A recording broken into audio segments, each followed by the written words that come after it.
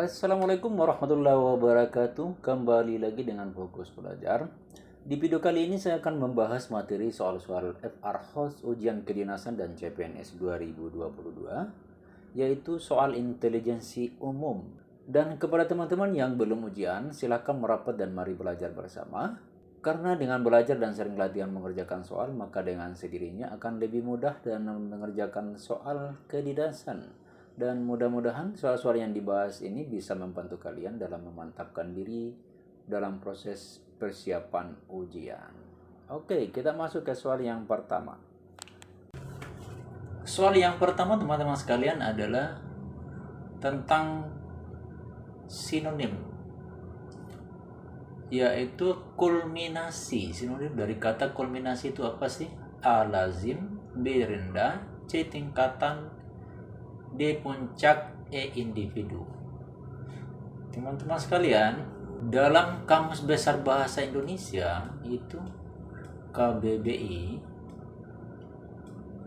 ya, kulminasi itu artinya adalah puncak tertinggi. Puncak tertinggi ini atau tingkatan tertinggi, sehingga untuk soal nomor 1 ini jawaban yang benar adalah D puncak ini. Ya, dia sinonimnya di kata ini.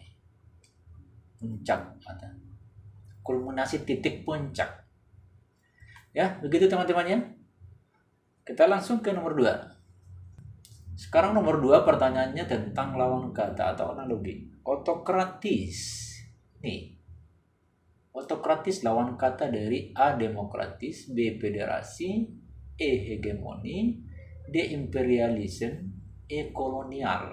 Kira-kira teman-teman yang mana ini? Ya, saya jelaskan sedikit bahwa kita dimulai dari bawah. Kolonial itu kan ini bukan pasti bukan ya. Ini kan sifat jajahan, ya kan? Nah ini. Kalau ini dia lebih kepada politik ya. Maksudnya adalah suatu sistem politik ya, suatu politik yang bertujuan untuk menjajah negara lain dengan tujuan untuk mendapatkan kekuasaan dan keuntungan yang lebih besar. Nah, itu imperialisme itu. Nah, kalau hegemoni itu adalah pengaruh suatu negara atas negara lain, ya. Nah, itu namanya hegemoni. Kalau federasi, gabungan beberapa perhimpunan yang bekerja sama dan seakan-akan merupakan satu badan, ya, tetapi tetap berdiri sendiri, ya. Itu namanya federasi. Sedangkan demokratis adalah suatu sistem mekanisme sistem pemerintahan suatu negara sebagai upaya dalam mewujudkan kedaulatan rakyat. Nah, itu namanya demokratis. Sehingga untuk soal ini jawaban yang benar teman-teman sekalian itu ada pada ini. Kenapa? Ini ya, perlu ditahu bahwa otokratis itu berarti dengan diktatorial. Ini artinya diktatorial. Ya. Atau dia berkuasa. Diktator, sehingga lawan katanya itu di sini, di demokratis. Nah, gitu ya teman-teman sekalian ya. Nah, kita lanjut ke nomor 3. Nomor 3 adalah desainer baju titik. A. Tukang rancangan, B. Guru soal, C. Tukang kayu mebel, D. Hakim pengadilan, polisi aparat. Nah, teman-teman, kalau yang soal seperti ini, kalau mau cepat kerjanya, cepat mendapat jawaban seperti ini, maka langsung petakan ini. Ini cari dia termasuk jenis kata apa ini? Kata sifat atau kata benda atau kata kerja. Ya kan? Nah, seperti di atas ini kan kata benda dia. Nah, ini kan pelaku ya, yang bekerja ya. Nah, sekarang kita lihat jawaban yang A. A itu kan tukang rancangan. Rancangan ini kan sifat ya, bukan benda. Ini tukang, oke lah, sama dengan ini pelakunya. Nah, berarti kan ini salah ya? Tidak sama. Guru soal juga sama, ini di atas A dengan B juga ini salah. Tukang kayu dengan mebel. Nah, ini kan benar. Ini benar dia. Ini mebel ini merupakan hasil karya benda, ya kan? Dengan tukang kayu ini. Nah, ini sama. Ini benar. Hakim pengadilan kan sama ya.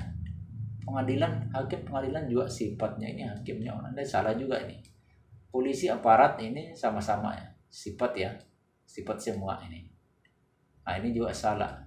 Kalau kita hubungkan kalimatnya, desainer itu adalah suatu perancang busana, ya, suatu perancang busana yang membuat pola-pola pakaian, kemudian membuatnya menjadi baju. Ah, itu dia. Kalau kita hubungkan di sini, tukang kayu itu adalah suatu jenis keterampilan, ya, seorang tukang kayu yang memiliki keterampilan dalam mengolah kayu dan membuatnya menjadi sebuah mebel. Ah, itu hubungannya seperti itu, sehingga jawaban yang benar teman-teman sekalian adalah C. Oke, begitu ya teman-teman sekalian ya. Kita lanjut ke soal nomor 4. Sebelum kita kerjain nomor 4 teman-teman sekalian, saya ucapkan banyak-banyak terima kasih kepada teman-teman sekalian yang sudah mensubscribe channel ini, dan kepada teman-teman yang baru singgah, silakan subscribe dulu sebagai dukungan atas channel ini, dan jangan lupa tekan tombol loncengnya agar kalian tidak ketinggalan setiap video-video terbaru yang kami upload. Oke, lanjut. Nomor 4. Nomor 4 ini adalah deret angka ini teman-teman sekalian. 1/3, 2/10, 3/17, 4/24, 5/31, titik. A 5/38, B 6/38, C 6/37, D 7/37, E 7/38. Nah, ini dia teman-teman. Sekarang cara kerjanya begini teman-teman sekalian. Mau ringkasnya ini kita bagi dua, ini pembilang dengan ini penyebut. Ya, kita perhatikan ya. Ini di atas ini 1 ke 2, kemudian 2 ke 3, kemudian 3 ke 4, kemudian 3 ke 5. Dia kan nanti kan titiknya, titik-titik ya. Nah, sekarang kita lihat ini kan dia beda satu ini. Berarti dia pasti ini plus 1. Sini juga 1. Berarti 5 ke titik-titik itu dia plus 1. Berarti sudah pasti di sini angka 6. Ya kan? Nah, sekarang kita lihat penyebutnya. Penyebutnya kan di 3 ke 10, 10 ke 17, 17 ke 24, 24 ke 31, kemudian 31 ke titik-titik ini. Nah, kalau kita lihat ini beda-bedanya, beda-beda 7 semua, ya kan? Berarti dia ini plus 7 ini. Ini 7, ini 7 juga plusnya, ini 7 juga. Berarti kan 31 ke titik kan plus 7 ya. Berarti dia 38. Nah, berarti jawaban yang benar teman-teman sekalian itu ada B. Nih. 6/38. Oke ya, begitu adik-adik sekalian ya. Kita lanjut nomor 5 teman-teman sekalian.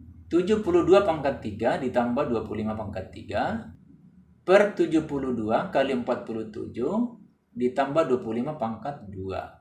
A 1800, B 360, C 97, D 7, E 1. Oke teman-teman sekalian ya. Untuk mengerjakan ini yang pangkat-pangkat ini, dia bersamanya pangkat. Maka mau tidak mau ya, masih ingat ini ya teman-teman sekalian ini. Masih ingat ya, dan harus diingat itu.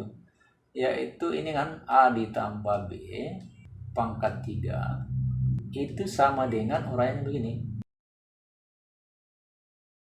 A ditambah B, ya kan, dikali A pangkat 2 dikurang A dikali B ditambah dengan B pangkat 2. Nah, ini dia. Ini yang kita harus pakai. Ingat baik-baik ya. Nah, sekarang kita tinggal masukkan aja ini sini teman-teman sekalian.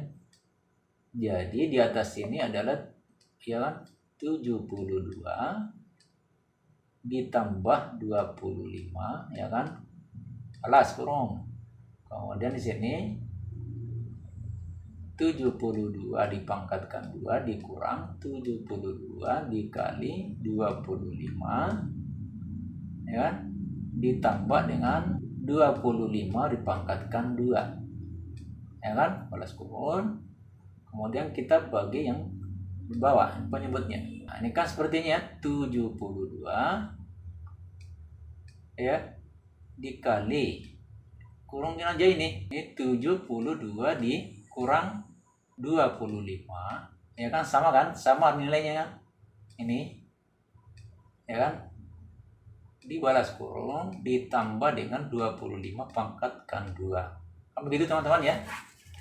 Nah, sekarang sini sama dengan ini hasilnya 97 dalam kurung ya 72 dipangkatkan 2 kurang 72 dikali 25 ya ditambah 25 dipangkatkan 2. Nah, sekarang per ini yang kita kali masuk aja 72 dipangkatkan 2 dikurang ya kan 72 dikali 25 kan begitu ya, ditambah dengan 25 dipangkatkan 2. Kita sudah dapat hasilnya ini teman-teman. Nah, ini kan persamanya ini kan sama ini. Jadi habis ya. Habis. Sisa 97. Karena begitu jawaban yang benar adalah C. Oke, lanjut ke nomor 6 teman-teman. Sebuah gedung kantor akan selesai dibangun dalam waktu 64 hari jika jumlah pekerja sebanyak 40 orang.